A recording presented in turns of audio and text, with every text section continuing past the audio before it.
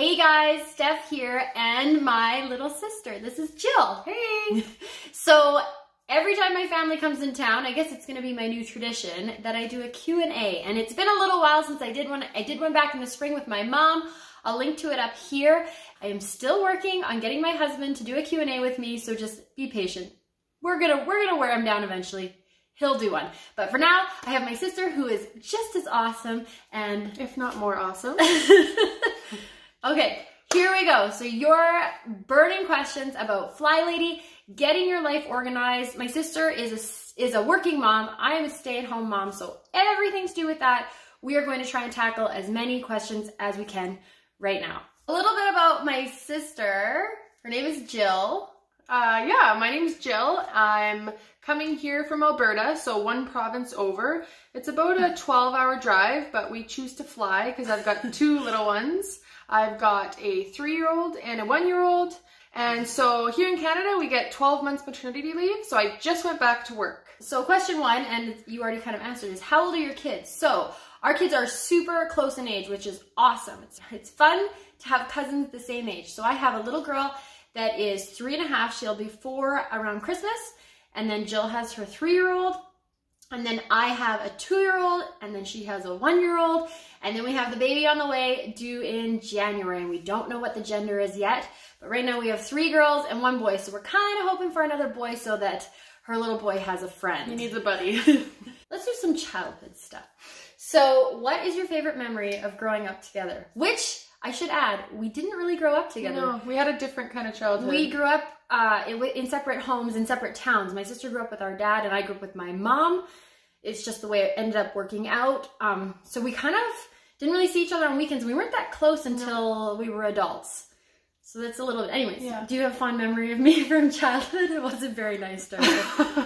I mean, I've always said I really hope to give my daughter a sister because I really appreciated that relationship we've had. But I think mostly not until we were in our 20s that it really kind of became a close relationship. Yeah. Well, and we were 4 years apart. Yeah. So we were into really different things too. Like she was a little kid when I was kind of like, you know, a medium age kid, and I was a teenager when she was like 10. But we had lots of fun. We did lots of camping. Lots of camping.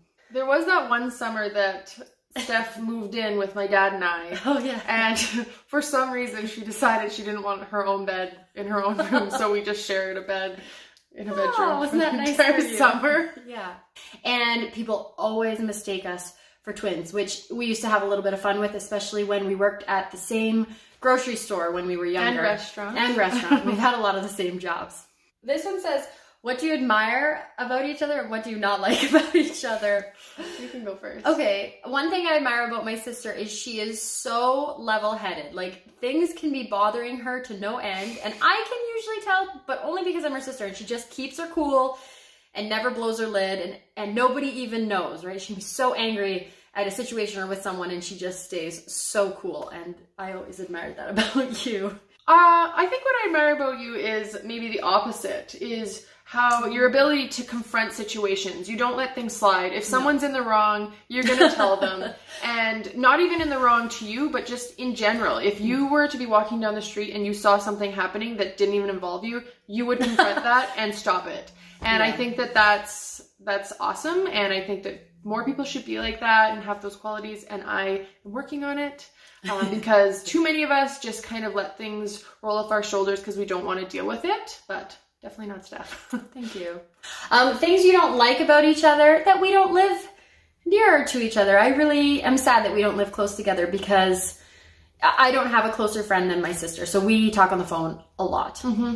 So one thing everybody wants to know is, who was the messier sister growing up? I think that would definitely be Steph. It was me. I was no neat freak. I'm still not, but she was known as Miss Messy growing up, and that's just kind of how it was. I, wasn't super messy, but I had some things in order where she did not. I remember you always had your clothes hung up in the closet, and I always thought that was so neat. You could see all your shirts. They weren't just all over the floor like mine. And every time I go to your room, I'm like, ooh, look at all your clothes. Yeah. Okay, so here's a question. Who do you think is more organized now? I don't know. I think you might be. Maybe. I don't know. You have a much bigger house than me, so there's a little bit more room for those really nice tubs and organizational tricks and tips, whereas I've got not quite as much space and more people living in my house, so I don't quite have the space for that kind of stuff, but yeah, I don't know. And we're organized in a different way too. Yeah, I think so. I think I like definitely have less clutter than you have. Maybe. I have less clothes. I have a lot of crafting things. And you have more clothes than I have. You think so? I don't know. I don't know. And you work. It's hard. I think I've definitely stepped up my game, so maybe we're equal and maybe I'm a little She's most improved. Most definitely. improved. But I'm just kind of staying on my like moderately organized pace, which I'm fine with. And you're pretty good. You always have lots of good ideas. And even when I put up my videos, my sister will phone and say, oh, you should say this idea. And so a lot of the ideas have come from my sister, including the zone cleaning idea to combine all the bathrooms into one zone, which was an awesome idea. And so many people have adopted that. And that was my sister Jill that came up with that one. So let's get on to some Fly Lady things. I started doing Fly Lady around the middle of 2018, and I really ramped it up in 2019 because my New Year's resolution was less overwhelmed, and I thought that would help. So do you do Fly Lady? I don't specifically do Fly Lady, but since I've been watching your YouTube and getting tips and tricks, especially once I've started having kids too and needing help keeping up, I do take little tips here and there from the Fly Lady system and apply them to my own life at home. I noticed that you like try to do some of the routine stuff now, and everybody's routines are different. So hers doesn't look the same as mine, and you've got a different number of people living in your house because our dad lives with my sister and her husband's kind of away in there. So it's just, she does her thing, I do mine thing, but you've picked up a few tips, I picked up some tips, and I dabble in the Fly Lady a little bit. All right, so she dabbles. Someone asked, how do you use the Fly Lady system in the rest of your life? So because it's kind of a really cool philosophy, you know, first loving yourself, taking care of yourself first. Do you apply this to do you apply these theories to the rest of your life, not just cleaning? So for me, yes, I absolutely 100% do. First of all, the biggest thing I've taken away from Fly Lady is letting go of my perfectionist problems. And that was why I was a slob in the first place, because if I couldn't clean the whole house or do something perfectly, I wouldn't do it at all.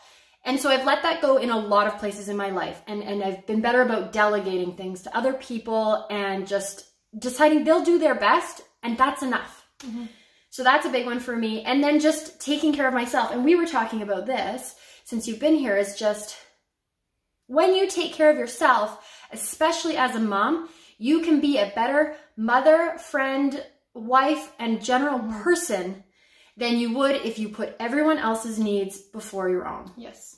Getting yourself ready in the morning and having a shower and doing your hair and putting on some nice clothing makes you feel a lot better in the day about yourself, and just puts you in a better mood. Yeah, and there's a lot of pressure on stay-at-home moms to do this and this and this for their kids and their husbands and their houses, and put yourself first, even just for a little bit, because if you burn out and you wear out and you're sick, you can't help anyone. So take care of yourself so that you can do the best job taking care of your friends and family, and most importantly, your kids. Yeah, I agree.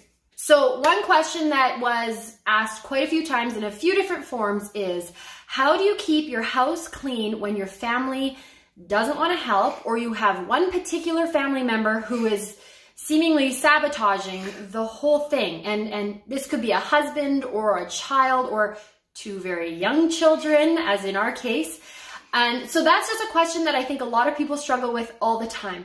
So that's obviously a concern for a lot of people. Do you feel like there's somebody in your house that's bringing you down, or are you guys all pretty good? Well, I think we all kind of contribute equally, except for the fact that my husband actually works 50% of the time out of town. He's week on, week off, flying up to work and flying home. So in that week, I'm kind of on my own. My dad does live with us and he does contribute a little bit, but I'm kind of also a bit of a control freak and I like things done my way. So even though they help out, I feel like I'm kind of going behind them and doing things my way anyways. So in terms of the sabotaging my cleaning routines, that's definitely my kids. And like some people, they probably think, well, what's the point? They're just kind of cleaning and behind them is another trail of dirt. But in the end, it's worth it. Your house is a much better place to live, and it's nice. So do it for yourself and don't worry about that person, and just get it done. Totally. And that's exactly what I was going to say is when you make a change to get your house cleaner or more organized or decluttered, do it for yourself because you have to live there too. And I always encourage people to not nag. Nobody wants to be nagged, but ask for help. Start making changes yourself. Declutter your own things that will make you and your little space happier, your own clothes, your makeup, your bathroom drawer, whatever it is. Make changes for yourself and slowly try to just keep the routines going. And I noticed even my husband, who wasn't a slob, he now does the routines. Like he knows the dishwasher has to get started at night and, you know, we unload the dishwasher in the morning. So even though I don't always do those things, he knows kind of when they happen and your family will fall into place slowly. The worst thing you can do is jump on board with flylady. You're super excited. You're super enthusiastic about it and then try to nag everyone into being enthusiastic with you. Just start doing it. Make those changes. You have to live in the house too. Make the changes for yourself.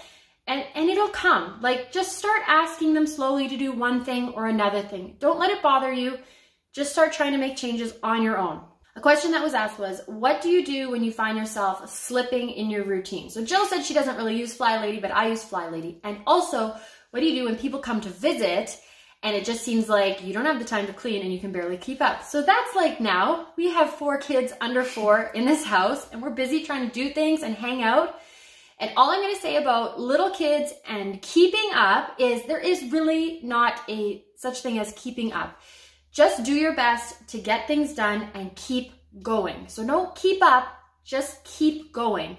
You know, you're never just going to be on top of your house. It's going to be clean because the minute you step back in that house, it's going to get messed up again. Yeah. So I think the best thing to do is just approach it as I know what I have to do next. And just take that next step and that next step and that next step. Yeah, and I think it's important, like you said, to remember that perfection is not going to happen. You see my sister's house and it looks great, but there are times when it gets messy. And it'd be weird if it didn't. She's got 2 small kids. And you just have to accept that this is a time in life where your house is sometimes going to be chaotic, and that's okay. That's part of the fun of it. And if it was clean all the time, you'd probably spend no time playing with them or doing anything fun because you'd just be busy cleaning the whole day. So. Exactly. And our house right now, because everybody's got the toys, it's untidy. And I haven't done laundry since Jill's been here. And I'm just doing my basics, you know, keeping up with the dishes. We do a quick tidy like 4 times a day and just doing a quick wipe where I can. So for the most part, when my company comes, I try to just enjoy them. And the nice thing is because I have been keeping up with my routines, the house was pretty clean when you got here. Yeah. And then when she leaves, I don't have to do a massive clean. I'll just fall back in, keep going, start the routines right where I left off. So on the subject of toddlers, how do you get your cleaning done with small toddlers in the house? So for me, to keep my kids busy when I have to clean, I either A, clean when they nap, so that's when I would maybe do my weekly home blessing or my zone cleaning, or B, with the routines. Just remember, if you're a stay-at-home mom and you have little kids, morning routine does not have to happen in the morning. It can happen all the way through the day. You know, little bits and pieces. It takes a minute to make your bed and 2 minutes to do the swish and swipe. But maybe doing it all at once is going to be overwhelming and your kids are underfoot and they need things, as they do. So just do it when you have little pockets of time or when you pass your bed, just quickly make it. I think for myself as a working mom, sometimes I'm out of the house by 6:30 in the morning. My kids go to a day home, so I'm coming home to a house that looks pretty much the same as how I left it, which is really nice. But one thing while I'm working is when I do get home, I want to spend time with my kids. I don't necessarily want to take that time away and start cleaning my house. So one thing I try and do is clean the rooms while we're playing in them. Kind of join those 2 things together. If they're playing in the basement, I'll tidy that area while we're down there together. Just slowly. It's nothing kind of crazy, but another trick I do is when my kids are in the bath at night, I put them in a different bath depending on which bathroom I need to clean. We're still hanging out and I'm getting stuff done. Yeah. And I fold my laundry when my kids are in the bath, so it's kind of the same thing. You're watching them, but you know, you're getting stuff done. That's a really good tip. One question someone asked is, how do you keep your kids entertain when you need to cook or clean or take a phone call or whatever. I will say this, the most important thing for me when my kids are needing to be kept entertained and I need to get something done is I don't worry about how much mess they make. I'll bring out puzzles, I'll bring out Play-Doh, I'll bring out paints, and they have a little space where they work and they make a mess, but for the time that I need to focus on something and they're doing that, I just don't worry about it because it usually doesn't take that long to clean up anyways. So I just get them busy doing something that they can be fully immersed in, and I let them do that, and I do the kitchen, and then after dinner when we clean up, I kind of clean it all up together. I have one idea, is just, you know, having some special toys that you set aside that maybe your kids can't play with all the time, but just for those times that, you know, you need to make dinner or you need to do something important, and then you bring out that whatever it is, you know, maybe they have a music tablet or stickers are really good, an easel or something like that. Just, you could even make a little special box of like a couple things that would really make them excited and keep them occupied for a little bit of time. Yeah, that's a really good idea. And that's what someone actually told me when I had my second baby was, if you're planning on breastfeeding, you need to occupy your other child a lot of times. So some people said make a breastfeeding box, specifically with little things from the dollar store and stickers and notepads and coloring books that are exciting for your other child to play with, so they're not, you know, on you while you're trying to breastfeed the whole time. And, you know, worst case, I let my kids watch TV. Yep. It's not a big deal. I try not to do it every day, but sometimes you need to make dinner without 3 kids running under your feet. Yeah. And, you know, it's going to make things easier for you. You can make dinner in half the time, usually, if your kids aren't under your feet. Yeah, so. And then you can play with them. Exactly. For a little bit longer. Yeah. What do you think of my YouTube channel? And would you ever start a channel of your own? Well, I think your YouTube channel is awesome. The best part is that it's held her accountable, and you can definitely see the changes in her home. She's, you know, I'm coming every few months, so I can see those big changes happening every time I come here. And I've said to her a couple times this time, how much more organized her house seems, how much less cluttered, everything like that. So that's really why I love the channel the most, because it seems to have had such a good impact on you and your family life and everything like that. So. And my sister started this really cool project a couple months ago, and I was like, well, you should do a YouTube channel about it, because I was interested in what she was doing and I really wanted to get an in-depth look, so she did. And the project is super cool. She went totally plastic free. My whole family. Whole family plastic free. They don't buy anything plastic anymore. They don't use single-use plastics in their home, and she does this really cool YouTube channel about it. And so it's called Plastic Free Fam. I'm going to link to it below, but you should definitely check it out. It's just a little baby channel right now, but I love watching it. Maybe I just love watching my sister, like you maybe like watching me, but it's super cool, and I think what she's doing is awesome. It's kind of terrifying for me to take on as a project, but I am trying, and she always gives really good suggestions. And so I've started to make a few changes, and I think that might be a challenge I'll do in the future, maybe soon. We'll see. I'm gonna see what I can do with it. But I could still make lots of changes. Definitely. You know, we can all do better. So. And that's I think what I'm trying to just say to a lot of people on my channel is not necessarily doing exactly what we're doing, going completely plastic free. It, you know, it has a lot of challenges that go along with it, but just making some changes in your household that will drastically reduce some of your plastic waste. Something we feel really strongly about at our house, and I'm hoping to kind of get some other people on board with that. It's a big thing kind of now, and you see it all in the news. So anyways, it's an interesting channel. Check it out if you want. So that's it for our secret slob and sister Q&A. Thank you so much for sending in your questions. There were so many good ones. If I didn't get to them, I'll try my best to write in the answers that I have for you. And just remember, these are the answers that work for us in our lives. Everybody's lives are different, and everybody needs to use the system to work in their lives. So make the system work for you. You know, take what works best for you and apply that to make your life a little bit easier. So thank you for doing the Q&A with me. No problem. It was a lot of fun. And if you want to see my sister's super embarrassing story about herself, I will put it right after the video. See you all later. See ya. Bye. So I was trying to brainstorm maybe some funny stories that I had, but it's not about you. Oh, okay. An embarrassing story about herself. Go for it. You might edit this out.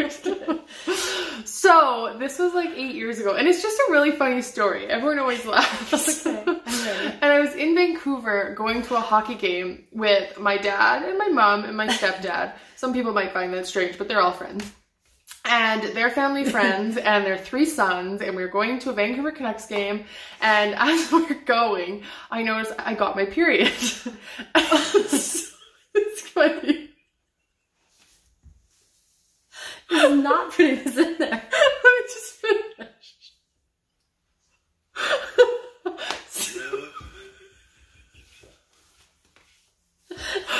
Okay. So, as we're going to the game, I told my mom. You can't even tell the story. I told my mom, and the only place close enough to buy some products was Costco. Oh, this story. So I went to Costco and I bought the smallest box of tampons they had, which was like this big. And I had a little backpack on, and for some reason I didn't want to throw any of them away, so I packed my backpack to the point that the zipper was about to break. And we got to the front of the hockey game gates with everyone, these 3 young men with us, and of course the security guard wanted to check my bag. So he opened my bag and like 6,000 tampons exploded out of my bag. Oh my, and all I'm thinking is, these people must think I have like world's heaviest flow. I'm trying to clean them up and everyone's looking at me. Anyways, I got them all in and it was awful, and I think about it, I just want to die sometimes. Oh my gosh, that is a good story.